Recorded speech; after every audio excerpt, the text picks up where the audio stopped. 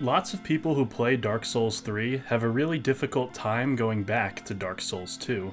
2 is a great game despite its flaws, but the absolute boost that you get in attack and movement speed in Dark Souls 3 is so large that returning to 2 can feel really sluggish. And such is the case for me with Doom 2016 and Ultrakill. Welcome to the first episode of a new series on this channel called The Greats. It'll chronicle what I feel are some of the objectively best titles in their respective categories, whether it be a platformer, retro action game, AAA, indie, or otherwise. Nothing's off of the table, though I'm going to focus less on titles that move the landscape forward with revolutionary ideas like Z-targeting and popularizing the open world. Otherwise, this list could end up feeling like so many other greatest of all time lists out there. It's still pretty similar to a review, but it'll zone in more on what makes the title great rather than the entire broad picture.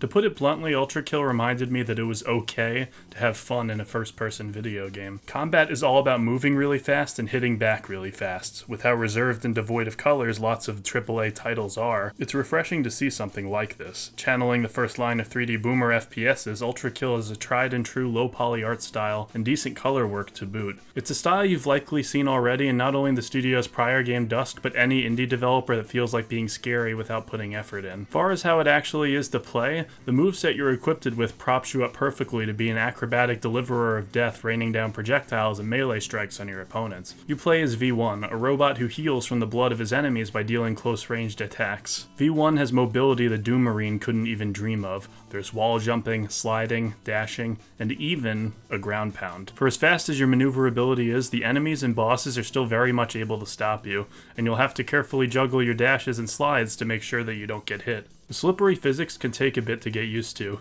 V1 doesn't stop immediately after letting go of the walk buttons, and this can make it hard to jump up walls and stop yourself from landing in a stage hazard, at least at first. Physics are not as predictable and repeatable as you might initially think. Sliding and jumping off of a sloped surface, for instance, could propel you really high into the air, and if you don't know this prior, you're going to be 40 feet above where you were, wondering what on earth just happened. Moving on to the enemies themselves, I was relieved to see that like any good action game, enemies provoke different behaviors out of you. Project Warlock is a good time for sure, but it hardly encourages you to treat enemies much differently when combating them. Even if it's fun, you'll just spray and pray most of the time.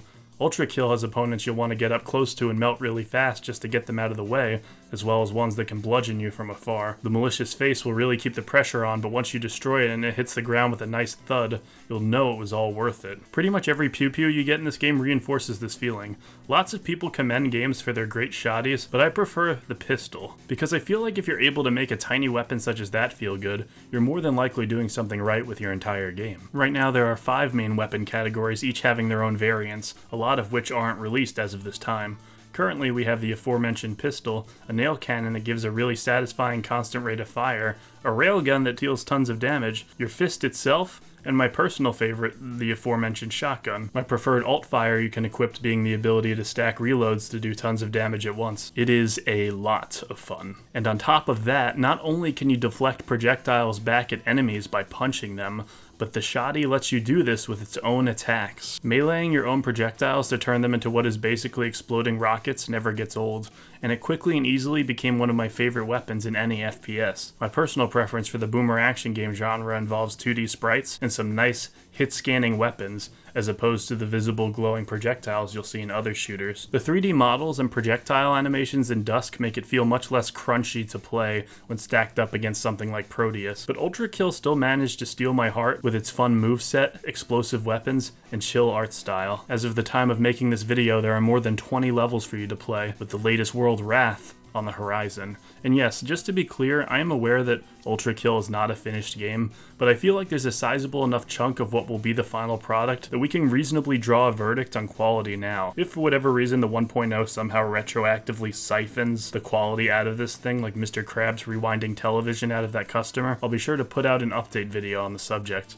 Ultrakill is a game that doesn't burden itself with the impossibly high standards that so many AAA games do. It's not concerned with combing through itself and sectioning off certain parts behind paywalls or trying to make unreasonably beautiful graphics. It's simply interested in giving you a faster, crazier version of what's come before, and honestly, I really respect that. Between the acrobatic power at your disposal and the amazing weapons you have, Ultrakill easily finds a nice, comfortable spot as one of the greats. Here's a video I did on online communities and how they affect our attitudes towards games. It's a commonplace thing you'll see on here, yes, but the data says that asking for a like and subscription more than doubles the chance you'll do so. So if you can indulge me and you liked what you saw today, I'd really appreciate you doing so. It's how smaller channels like this one actually appear in the YouTube algorithm. Thanks so much, and have a wonderful night. Bye-bye.